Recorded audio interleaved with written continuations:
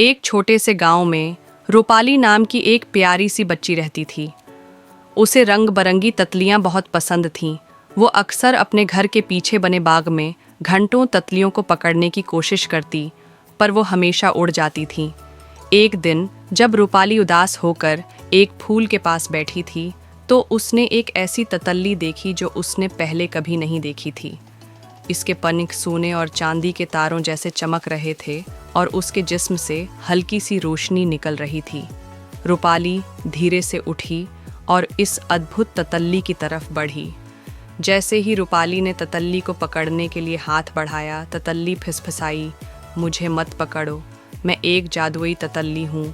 रूपाली हैरान रह गई। उसने कभी किसी तितली को बोलते हुए नहीं सुना था।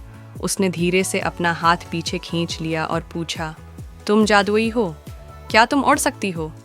तितली मुस्कुराई, अगर हो तितलियाँ मुस्कुरा सकती हैं तो, और बोली, हाँ, और मैं तुम्हारी एक ख्वाहिश भी पूरी कर सकती हूँ। रूपाली की आंखें चमक उठीं। उसने सोचा, मुझे बहुत सारे खिलौने चाहिए, लेकिन फिर उसे अपनी बीमार दादी याद आईं। उसकी दादी पिछले कई दिनों से बिस्तर पर थीं और बहुत कमज़ोर महसूस कर रही थीं। रूपाली ने तितली से कहा, क्या तुम मेरी दादी को हैं ठीक कर सकती हो? जादुई तितली ने अपने पंख फड़फड़ाए और बोली, अपनी आंखें बंद करो और अपनी दादी के बारे में सोचो। रूपाली ने अपनी आंखें बंद कर लें और अपनी प्यारी दादी की सेहतमंद और मुस्कुराती हुई तस्वीर अपने मन में लाई। कुछ ही पल बाद तितली ने कहा, अब तुम अपनी आंखें खोल सकती हो। जब रूपाली ने अपनी आंखें खोलें तो तितली वहां नहीं थी। वो थोड़ी उदास हुई, लेकिन फिर वो दौड़कर अपने घर के अंदर गई। वहां उसने देखा कि उसकी दादी बिस्तर पर बैठी हुई थीं और मुस्कुरा रही थीं। उनकी आंखों में पहले जैसी चमक थी और उनके चेहरे पर खुशी थी। रूपाली दौड़कर अपनी दादी के गले लग गई। इसकी दादी ने प्यार से उसके बाल सहलाए और कहा, मुझे अब बहुत अच्छा लग रहा है मेरी प्यारी रूपाली, जैसे कोई जादू हो गया हो।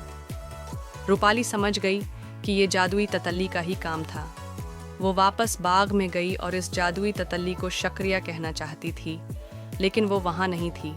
इस दिन से रूपाली ने कभी भी किसी तितली को पकड़ने की कोशिश नहीं की।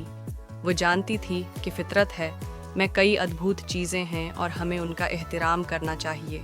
और हाँ, वो कभी अपनी प्यारी जादुई तितली को नहीं भूली जिसने उसकी सबसे प्यारी ख्वाहिश पूरी की थी।